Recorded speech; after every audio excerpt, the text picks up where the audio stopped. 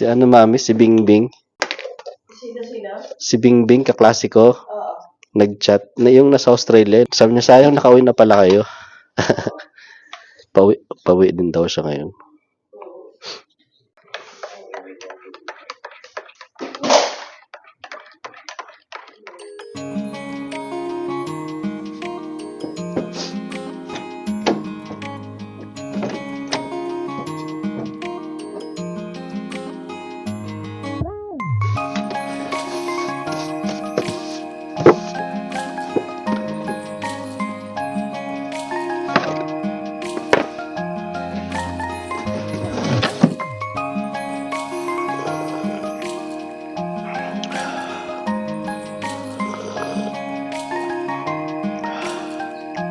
Hello guys, kumusta kayo lahat? Harry here from Pinoy Nomads. Good morning, good morning.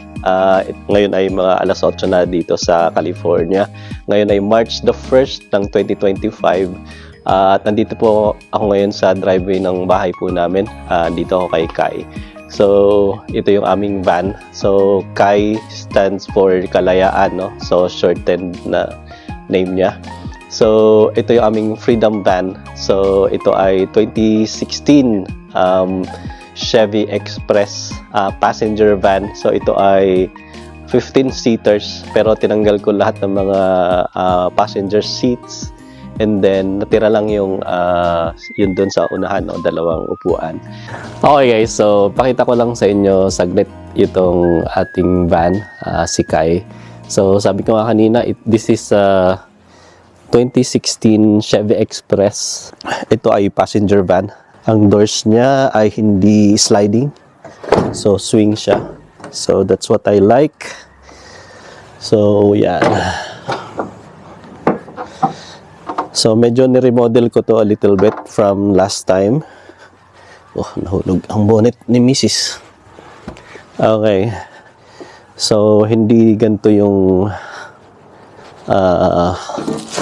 layout niya dati. Okay. So, ito ay plank wood. So, meron siyang insulation sa ilalim. May plywood din sa ilalim. Ito, bagong install ko yung running board na to. Kasi si Mrs. medyo maliit. So, nahirapan siyang umakyat.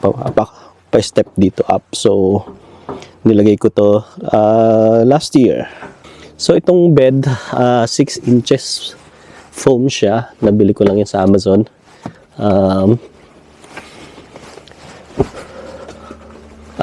Huwag ko nang tanggalin. So ito, ang ilalim nito ay wood. Double bed lang siya actually. Pero pwede mo siyang palakihin. Hilain mo lang yung slots sa ilalim nito. Tapos, pwede kasi na yung dalawa. So, since ngayon kami lang naman ni Mrs. So, kasyang-kasya kami dito. So, tapos, meron dalawa ditong upuan. Ito, yan. Ito yung dating upuan pa niya. Pwedeng may dalawa pang pasahero dito. Driver dyan, tsaka passenger dyan. So, ito na lang ay ginagamit na lang namin higaan to ni Colin, guys. Ngayon, kung may sasakay na isa pang tao dito, iaangat mo lang itong upuan para maging dalawa yung passengers dito sa likod. Yun, may propane bottles tayo na extra. Yeah, first aid kit. Dito ko pa nilagay, hindi ko pa naibabalik tong fire extinguisher. California Camping Guidebook. Nabili ko sa Goodwill. So, binabasa-basa ko rin yan a little bit. Tapos, nandito yung mga kitchen utensils namin. Mga lutuan. Tapos, may storage din sa ilalim. Ito, kagagawa ko lang to. Ito yung pinapanday ko ngayon. Hindi ako panday, guys. Kaya, ganito pa lang yung nagagawa. Hindi pa nga nakafix to halos. Yeah, hindi pa naka-fix yan. Tapos, nag-install ako nitong diesel heater. Chinese diesel heater. So, yung Chinese heater na yan, nakakonect lang yan dito sa may battery na to. 12 volts battery. So, yan. So, matipid to sa gas, sa diesel. So, isang galon ito, matagal na. Tapos, maganda yung init niya. Ang problema ko lang dito ngayon, kasi nangangamoy dito sa loob. Pero meron naman akong carbon monoxide. Nangangamoy diesel. I don't know kung saan may leak siguro, something na fuel. Pero yeah, umiinit siya dito. Mabilis mag-init kasi maliit lang naman tong van. Dry heat yung ini-emit niya. Kaya, which is really good. Unlike dun sa body heater, mayroon din akong body heater. Ayun, no. Ayun, dun. Propane naman siya. Ang problema dyan, nagiging may moisture siya. So, magbi-build up ng moisture yung van. Lalo na pag nasa loob ka. Binutas ko yan sa ilalim para sa exhaust niya tsaka yung air intake. So, nanood lang ako ng mga YouTube videos so paano gamitin tong diesel heater. So, kasi I'm planning to do van life sa mga malalamig na lugar, lalo na sa pag-winter. Tsaka sa bundok dito guys, sobrang lamig. And then, we're planning to do van life in Canada, in Alaska as well. So, hopefully, makatulong tong diesel heater. Yun, naamoy ko na yung ano niya. May leak somewhere. Ewan ko kung saan nanggagaling yung amoy diesel. So, hindi siya maganda. Kung ganun. So, kailangan ko pang ma-figure out paano. Ayan, patayin ko muna. Pero yan, oh, mainit na yung ano niya. Yung binubugan niya.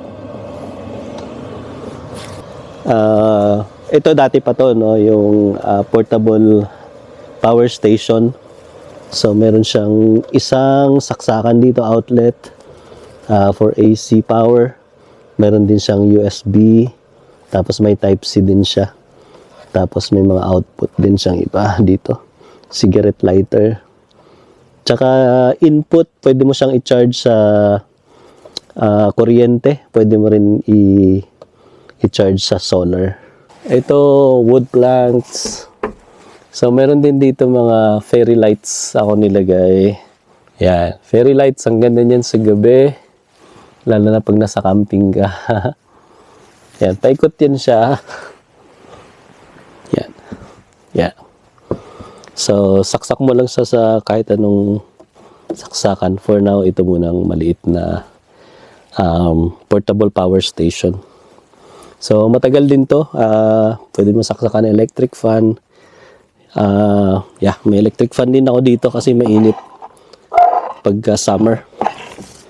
Kung kailangan ng AC, meron akong portable AC dyan, yung gamit namin dati pa. Pero kailangan mong nakasaksak sa kuryente talaga doon. Hindi ko alam kung kakayanin ng mga power stations yung AC, pero I doubt it.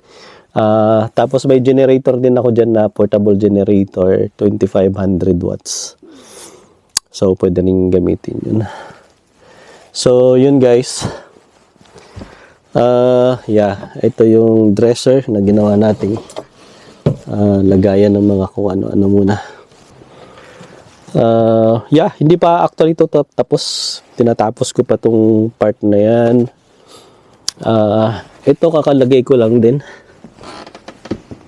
Itong wood planks na to. Para lang matakpan yung ilalim. Ang plano ko dito guys ay kasi meron tong storage sa ilalim eh. Sa ngayon nakalagay dyan ay ito munang plastic bins, totes. So ang plano ko gagawa ko dito ng mahabang drawer, sliding drawer. So para may storage tsaka pwede mo rin gawing outdoor kitchen guys. Ito naman guys yung aking portable toilet. So bumili lang ako sa Harbor Freight ng ganito. Ewan ko ilang gallons to. Tapos ito nabibili lang tong seat niya, toilet seat. Yeah. Pero halos hindi pa nagagamit ito. So lalagyan mo lang yan ng liner dyan. Plastic liner, sabay upuan mo. Pwedeng number 1, number 2. Pero meron din ako dyang urinal. So ginagamit ko sa biyahe, guys. So, yeah. Yan yung toilet natin. Tsaka, pang emergency lang to. Pwede ka naman mag-toilet kung pupunta ka sa mga coffee shop, restaurants, saka sa mga rest stops. So, walang masyadong problema sa toilet, guys. Sa mga camping sites ay meron namang mga washroom, restrooms din. Tapos, ito yung sinasabi kong kanina. Portable heater. Body heater. So, yeah, propane siya. Pero mas maganda yung diesel heater, mas mura. Mas matipid sa gas. So, for tubig naman, guys,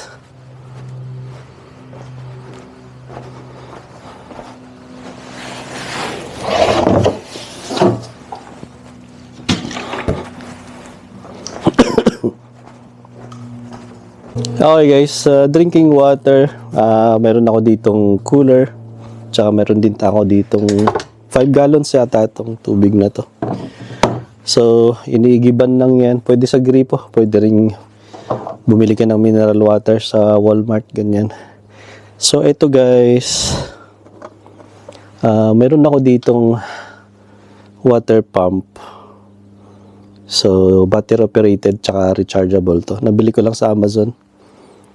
So, ang gagawin ko lang dito, tanggalin ko tong takip. By the way, binutasan ko yan. Para magpasok itong, yan. Meron dyang plastic tubing. Wait lang. Ang hirap ng iisang kamay. Yan. There you go. Yan. So, kung gusto mong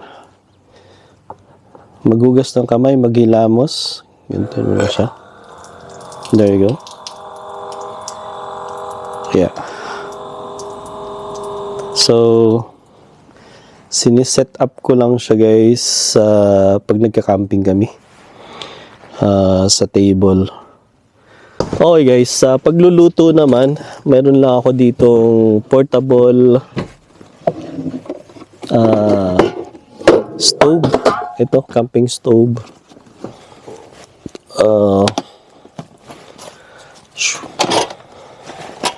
Ito pa yung gamit namin dati pa.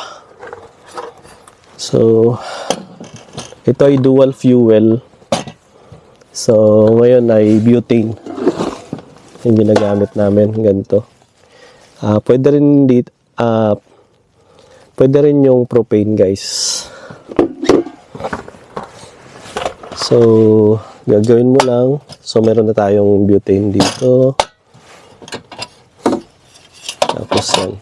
Pabaliktad mo lang.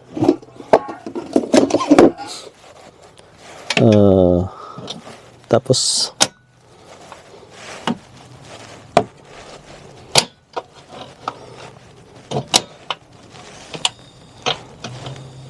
sira na yata ang igniter nito. So, pwede mo gamitan ng lighter. There you go. Okay. So, pwede ka na magluto. Tapos, yeah. Gusto mo mag-init ng tubig. Yeah, meron ako ditong takore. Tapos itong panggawa ng kape. Tapos guys, ito meron mga dito, kasirola, pots and pans na maliit lang siya. So,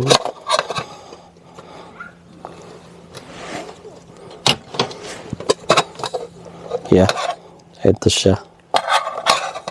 Ginagamit ko ito pag nagmamoto camping ako kasi very lightweight.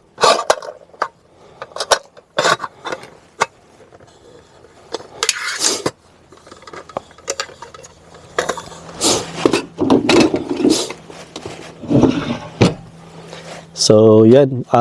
Meron akong portable na ano din, na table. So, siniset up ko lang to sa labas. Tapos, doon nagluluto. So, yun. Meron din tayo nitong windshield para hindi pag nagluluto ka sa labas mahangin. Ayan.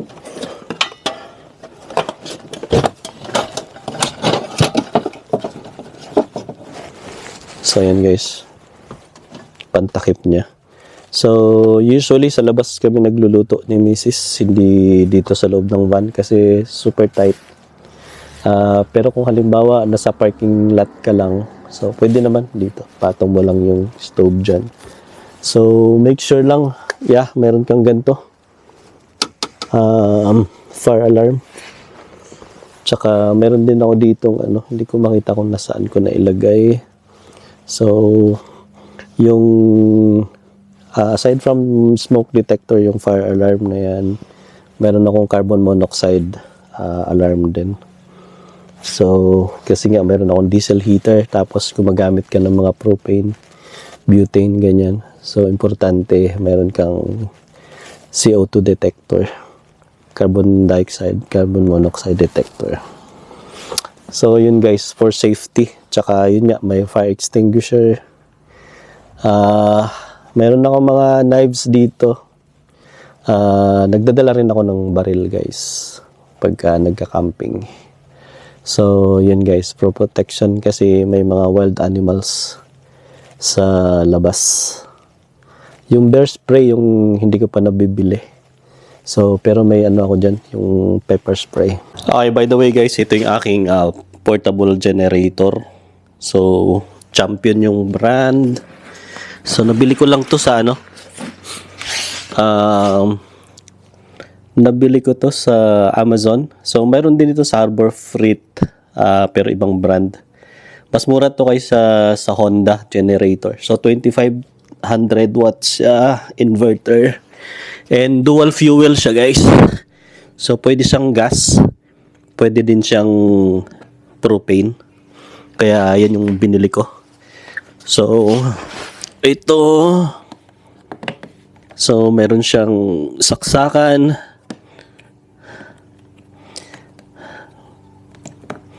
Pwede rin siyang may cigarette lighter dyan. Yeah. Ito yung connection para sa propane. So, meron akong propane bottle dito. 20 pounds yata ito or 15 pounds. May dalawa akong ganyan. So, ginagamit ko rin sa grill. Tapos ito, pwede rin siyang gasolina, guys. So, yeah. Alright. So, itong generator na to, kaya niyang mag-run ng, niraran ko dito yung portable AC namin nung nasa Texas pa kami. Ito yung portable AC. Kasi sobrang init pagka summer, lalo na nung nasa Texas kami. Kahit dito sa California, guys, mainit din talaga. Nagdadala lang din ako nitong extra gas. Yeah. Gasolina at saka ito, diesel para sa diesel heater ko. Tapos ito naman yung solar panel.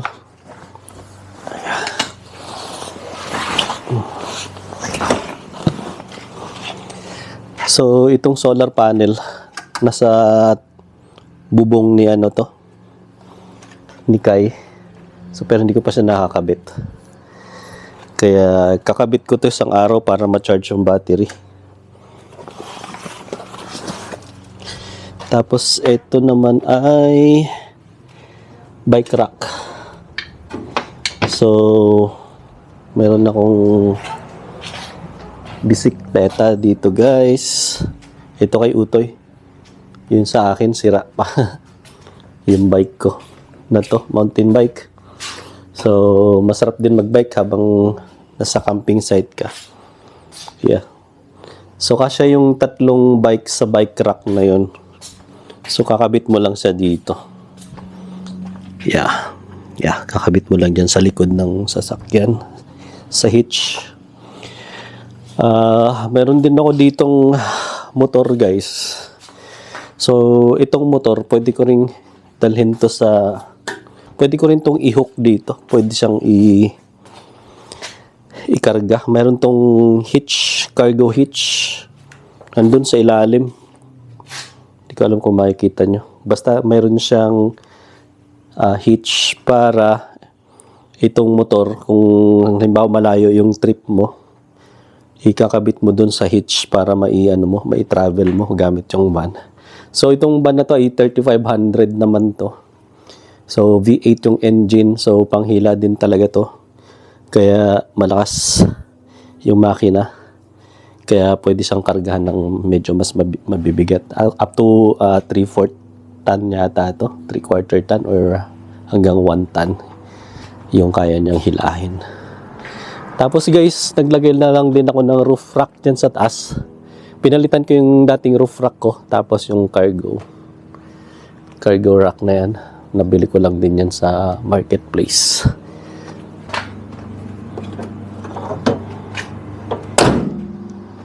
Tapos itong hagdan, magandang addition din to.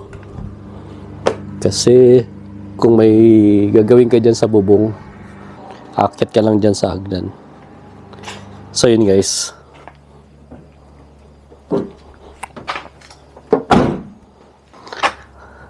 Alright guys, thank you so much for watching. I hope makasama namin kayo sa mga next adventures natin sa Pinoy Nomads YouTube channel.